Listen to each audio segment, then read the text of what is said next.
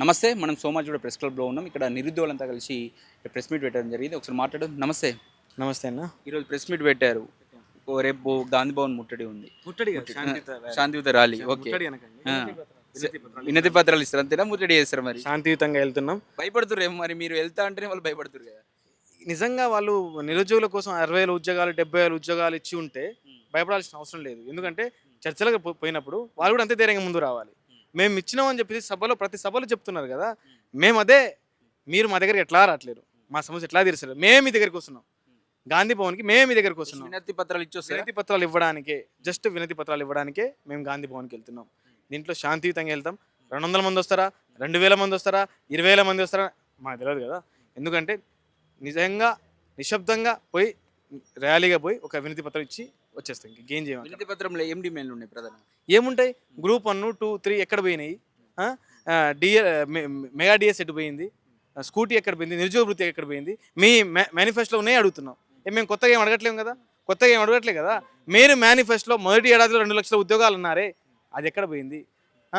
ఇప్పుడు మీరు స్థానిక సంస్థల్లో ఎలక్షన్స్ వస్తున్నాయి ముందుగా, దానికంటే ముందే మా ఉద్యోగాలు నింపండి, మీ ఉద్యోగాలు నింపే భాగంలో మా ఉద్యోగాలు ఫస్ట్ నింపండి, ఆ తర్వాత మీరు ఎలక్షన్స్కి వెళ్ళండి అని చెప్పేసి విన్నవించే ప్రయత్నం చేస్తున్నాం. ఆ రోజు ముఖ్యమంత్రి ఉంటారా, మంత్రి ఉంటారా, ఎవరైనా ఉంటారంటే వాళ్ళకి ఇచ్చే ప్రయత్నం చేస్తాము. ఉంచమని మేము చెప్తున్నాం. ఎవరైతే ముఖ్యమంత్రి గారు ఉన్నారో అక్కడ సెక్రటరీ ఎక్కడ మా చిక్కడపల్లి లైబ్రరీ రారు, అక్కడ నుంచి కాకుండా మేమే మీ దగ్గర గాంధీ భవన్కి వస్తున్నాం కదా, అక్కడ ఉండే ప్రయత్నం చేయండి, మా సమస్యలు చెప్తాం. వాళ్ళు వీళ్ళు చిల్లరగాళ్ళ మధ్యలో మాట్లాడడం ఎందుకు, ఆ చిల్లరగాళ్ళు మాట్లాడడం మధ్యలో ఎందుకు, మమ్మల్ని చిల్లరగాళ్ళు అంటారు వాళ్ళు. అసలు వాళ్ళు చిల్లరగాళ్ళు 10 సంవత్సరాలు ఉద్యమాలు చేసిరంట, 10 సంవత్సరాల నుంచి వాళ్ళు చేసిరంట. 10 సంవత్సరాలు ఉద్యమాలు చేసినప్పుడు కాంగ్రెస్ పార్టీ ఎందుకు అధికారం రాలేదు? ఇలా నిరుద్యోగులు యాత్రలు చేస్తేనే కాంగ్రెస్ పార్టీ అధికారం ఎందుకు వచ్చింది? అంటే మీ ఉద్యోగాలు పసలేదా, మీ ఉద్యోగాలు నిజాయితీ లేదా? మా ఏదో ఉద్యమంలో నిజాయితీ ఉంది కాబట్టి ఇలా కాంగ్రెస్ పార్టీ గెలిచింది. యాత్రలు చేసి కాంగ్రెస్ పార్టీని గెలిపించినాం. మా సమస్యలు మీరు పరిష్కరించండి. ఏమంటారన్న మీరు దానిపైన? రేపు వినతి పత్రాలు ఇవ్వడానికి పోదు, ముట్టడి అనొద్దు, వాళ్ళు భయపడుతుండొచ్చు కానీ వినతి పత్రాలు ఇవ్వబోతున్నారు. ఇప్పుడు మాది ప్రజాపాలన అంటా ఉన్నారు. ఉమ్. మేము ప్రజాపాలన భాగంగా ఏంది శాంతియుతంగా మా నిరుద్యోగులకు ఎవరికి వచ్చినా మేము వినతి పత్రాలు తీసుకుంటామని చెప్పేసి మీరు ఆ గేట్లు బద్దలు కొట్టామని చెప్పి మీరు అన్నీ సోమవారం ప్రజావాణి పెట్టిర్రు. అందులో భాగంగానే మేమేం చెప్తున్నామంటే కాంగ్రెస్ ప్రభుత్వంలో రావడంలో కీలక పాత్ర వహించిన వాళ్ళందరూ మేము శాంతియుతంగా వినతి పత్రాలు ఇస్తున్నాం. మీరు భయపడాల్సిన అవసరం లేదు. మేము ముట్టడి కాదు, ఏం కాదు. మా వినతి పత్రాలు ఏముంటే ఆ వినతి పత్రాలు చూసైనా సరే నిరుద్యోగులు ఎన్ని సమస్యలు ఉన్నాయనే విషయం మీకు తెలుస్తుంది అనే ఉద్దేశంతోనే మేము వచ్చి మీకు వినతి పత్రాలు ఇద్దామని చెప్తా ఉన్నాం. కానీ మీ మీద దాడి చేయడానికి కాదు, ఇంకో రకంగా మీరు ఆలోచించాల్సిన అవసరమే లేదు. పూర్తిగా ఇది శాంతియుతంగా చేసేదే, ఎవరికి ఇబ్బంది పెట్టేది కాదు. మా వినతి పత్రాలు స్వీకరించండి, మా సమస్యలు ఏమున్నాయో మీరు స్వీకరించండి అని చెప్పండి. మీకు ఇవ్వడానికి వచ్చినమే తప్ప మీ మీద ముట్టడికి ఏం రావట్లా, మీ ప్రభుత్వానికి వ్యతిరేకంగా ఏం రావట్లా. చెప్పండి మీరేమంటారు జనార్దన్ పైన? రేపు కార్యక్రమానికి అది పెద్ద విషయమే కాదు. అసలు ఏం లేదని వీళ్ళు పెద్ద ఏలు పెట్టి ఎల్లమ్మని కొలుసుకుంటున్నారు. కాలుతోటి దాన్ని ఉపలమ్మని ఇంట్లోకి తెచ్చుకొని లేపుకొని ఏటలు పండగలు ఇదంతా అన్నట్టు చేసుకుంటున్నారు. వీళ్ళకి ఒకటే, మన నిరుద్యోగులు కదా, మా వాళ్ళు కదా, మా దగ్గరకు వస్తున్నారు, ఇన్ని రోజులు మేము వాళ్ళ దగ్గరికి పోలేదు, తల దించుకోవాలి, పిల్లోని పేరంటానికి వచ్చినట్టు వాళ్ళే వస్తున్నారు అని సిగ్గు తెచ్చుకొని, అరే వీళ్ళ వస్తున్నారు ఏమేమి మాట్లాడాలని మీరు ఏర్పాట్లు చేసుకోవాలి. ఆడ వానకాలం టెంట్లు వేద్దామా, వీళ్ళకి మధ్యాహ్నం భోజనాలు అరెస్ట్ చేసే ఏందన్న అవకాశం ఉందా వినతి పత్రాలు ఇచ్చేందుకు? ఏమో మరి. మేమైతే ఇది ప్రజల పాలన కాబట్టి కాదనుకుంటాం, అరెస్ట్ చేస్తే ఇది నీ అంత పాలన అని అనుకుంటాం. మేమైతే ప్రజాపాలన కాబట్టే పోతున్నాం కదా. మరి అరెస్ట్ చేస్తే మరి కంచెలు లేనటువంటి నియంత్రణ పాలన. వాళ్ళు కంచెలు ఉంటే పోలేదు, అటువైపు పోలేం, మా ఎనర్జీ వేస్ట్ చేసుకోలే, మా సమయం వృధా చేసుకోలే, మా బండిలో పెట్రోల్ వేస్ట్ చేసుకోలే. ఇప్పుడు ఆడికి నువ్వు కంచెలు లేవని చెప్పి చెప్పుకొని మళ్ళీ వచ్చినాక నువ్వు కట్టడి చేస్తావంటే నువ్వు వేస్ట్ కదా. ఇది కాంగ్రెస్ అన్నారు అప్పుడు. వీళ్ళు అంటున్నారు, మా ఇంద్రనాయక్ అద్దంకి దయాకర్ అన్న ఫోన్ చేసి అంటాడంట, నువ్వు నిరుద్యోగివేనా, నువ్వు కాంగ్రెస్సా? ఇంద్రనాయక్ కాంగ్రెస్ ఎందుకు అవుతాడు? నీళ్ళకేమన్నా కండవ కప్పుకున్నాడా? ఒక నిరుద్యోగి తన వేదనను చెప్పుతున్నాడు. మేము నిరుద్యోగులుగా నీ దగ్గరకు వచ్చినాం, మేము కాంగ్రెస్గా వచ్చుంటే మేము మీకన్నా ముందే మేము అడిగేటోళ్ళం. మా అశోక్ నగర్ నుంచి బస్ యాత్ర చేసిన నిరుద్యోగులం, మాకు ఎమ్మెల్సీ పదవులు కావాలి, మాకు కావాల్సినటువంటి పదవులు ఏవైతే ఉన్నాయో మీరు ఇచ్చినటువంటి, ఇప్పుడు కొంతమందికి ఇచ్చారు కదా చైర్మన్ పదవులు, అవి రావాలి, మాకు ఎంపీటీసీ జెడ్పీటీసీలలో రావాలని మేము అడిగేటోళ్ళం. మాకేం అవసరం, మాకు కావాల్సిన ఉద్యోగాల గురించి అడిగినాం. మాకు కావాల్సినటువంటి ఉద్యోగ నోటిఫికేషన్లు, లిటిగేషన్ లేని నోటిఫికేషన్లు కాంగ్రెస్ ఇస్తుందని మీరు ఇచ్చినటువంటి యూత్ డిక్లరేషన్ హామీలు అయితేంది, మీరు మేనిఫెస్టోలో పెట్టినటువంటి అంశాలకు మేము ఆశపడి కాంగ్రెస్ గెలుస్తుందని అనుకున్నాం.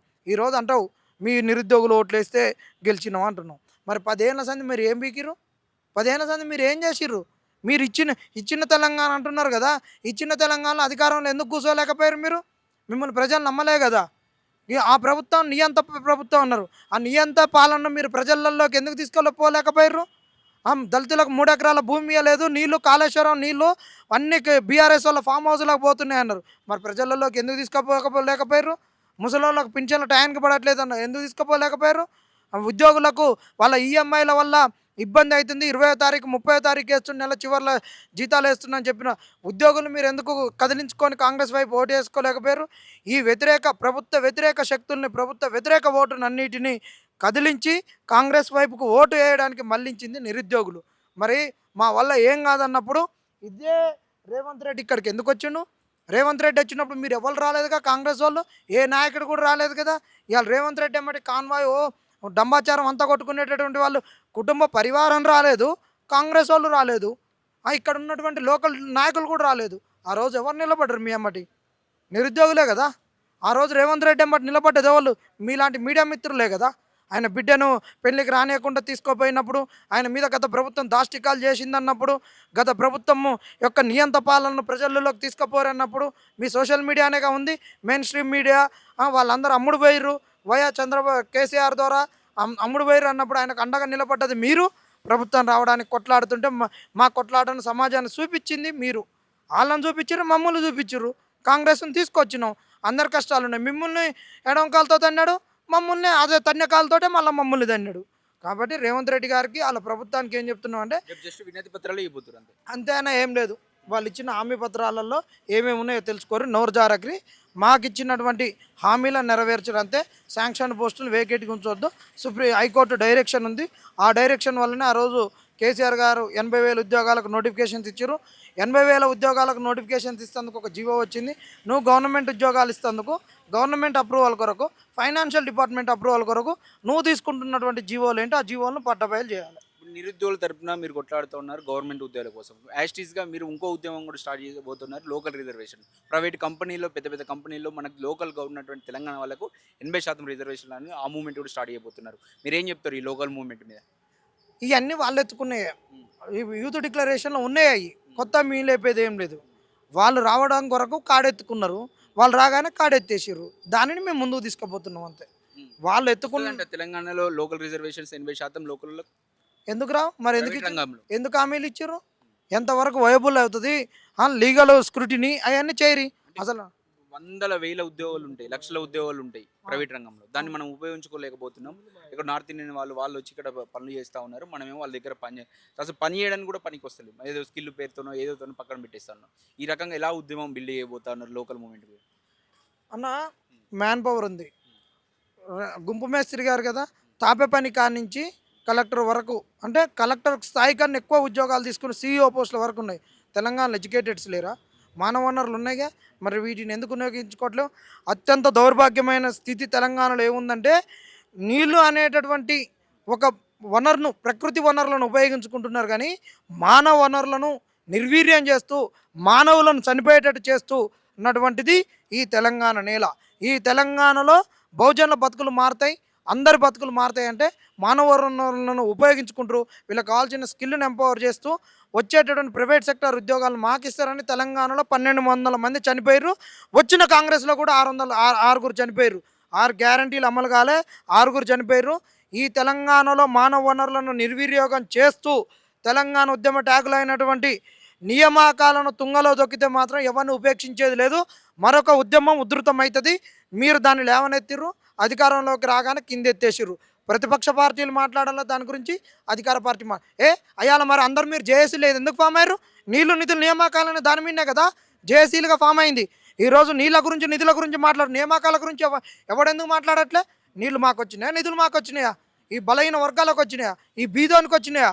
ఊళ్ళో ఎవరికి వచ్చినాయి? ఊళ్ళో పేద రెడ్డికి వచ్చిందా? ఊళ్ళో పేద ఒక దళిత కుటుంబానికి వచ్చిందా? ఒక పేద గిరిజన బిడ్డకు వచ్చినాయా ఈ నీళ్లు నిధులు? కాబట్టి నియామకాలు కూడా మాకు రావాలని అడుగుతున్నాం. 80% వస్తుందంటారా? రావాలి, రాకుంటే ఊకో. మీరు జనార్దన్కి ఎలా కొట్లాడబోతున్నారు అన్న? వాళ్ళు ఎంత బాల్ను గోడకు ఎంత వేగంగా విసిరితే అంతే వేగంగా వెనక్కి వస్తుంది. నువ్వు ఎంత బలంగా మమ్మల్ని విమర్శించి, అంత బలంగా మమ్మల్ని ఇబ్బందులకు గురి చేస్తే అంతే వేగంగా మీ మీద పోరాడతాం.